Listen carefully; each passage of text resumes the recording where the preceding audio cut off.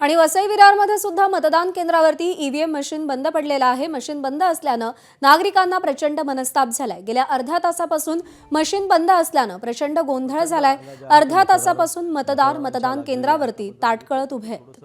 रिपेअरिंगचं काम सुरू आहे आणि ह्याचा त्रास जो आहे हा मतदार राजांना होत आहे। अशीच घटना आहे पालीव हद्दीमधील फणसपाडा येथील अंगणवाडी या ठिकाणी मशीन जे आहे अर्ध्या तासाहून अधिक वेळ बंद पडलेली आहे। तांत्रिक काही कारण आहे त्यामुळे मशीन बंद पडले। त्यामुळे प्रचंड रांगा ज्या आहेत त्या मतदारांच्या लागलेल्या आहेत। आपण जर बघितलं तर ते थोडंसं रिपेअरिंगचं काम सुरू आहे आणि ह्याचा त्रास जो आहे हा मतदार राजांना होत आहे। अशीच घटना आहे प्रभाग क्रमांक 1 बूथ क्रमांक 21 येथे जे शिरगावला आहे त्या ठिकाणीही विरारच्या ठिकाणी झालेली आहे। मशीन जी आहे एक पूर्णपणे जे आहे ही अर्धा तासापासून बंद आहे।